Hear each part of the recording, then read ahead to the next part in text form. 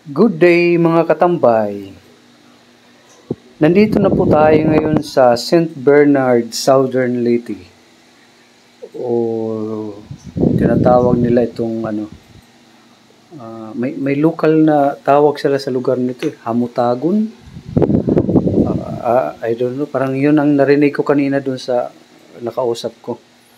But anyway, napakaganda pala ng lugar na ito. First time kong nakapunta rito. Palagi na akong dumadaan ng Southern Leyte, kaya lang yung dinadaanan ko palagi, yung shortcut, yung baga yung nasa gitna, dadaan ng agas-agas.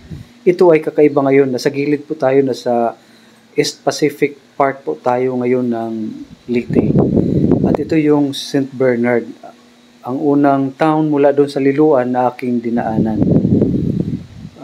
Kung matatandaan po ninyo, by noong mga 2006, yung lugar nito ay naging sikat dahil sa landslide na nangyari doon sa Barangay Ginsaogon. No, kung naalala nyo pa yun. 2006 yun, pagkalam ko yun, 2006. Halos lahat ng kabahayan doon ay natabunan ng putik.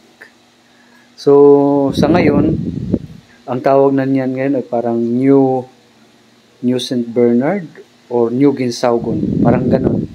No, pero gustuhin ko mang pumunta roon dahil sa kakulangan ng oras, malamang na hindi talaga ako makakapunta roon.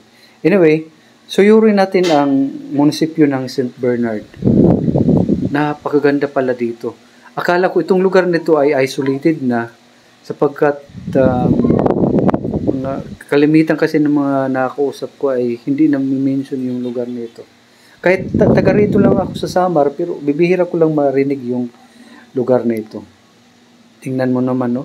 Ang lawak, ang ganda pa ng mga kalsada.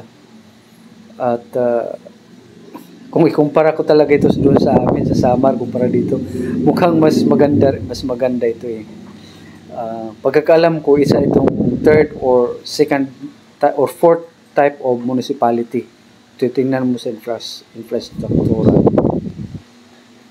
Okay, kakaiba yung pangalan. Ngayon ko lang narinig ito sa Samar, Leyte, buong sa Pilipinas. Ngayon ko lang narinig yung St. Bernard na lugar.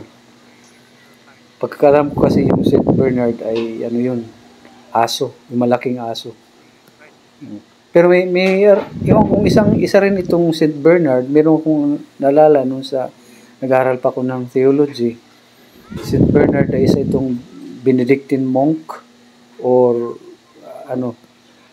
tumiwalag ito sa Benedictine monk, St. Bernard. Baka kasi yun, isa rin itong doctor of the church na tinaguruan noon, kung siya nga ito. Malamang yung parokya nito ay baka St. Bernard din.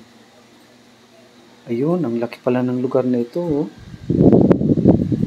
Kanina nasa highway ako, malayo-layo rin yung tinakbuhan ko. Tapos tingnan natin ngayon, napakalawak pala ng lugar. Oh, ang ganda.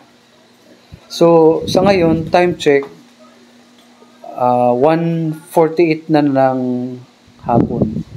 Wala pa po tayong tanghalian. So, sa pag-iikot natin ngayon, sasabay ko na rin lang ang paghahanap ng restaurant o kahit karinderya. Kulang po ng tao ngayon kasi araw ng linggo po ngayon. Okay. Daming bahay dito. Oh.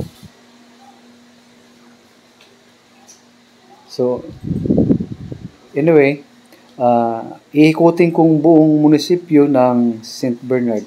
Samahan niyo po ako. Tara!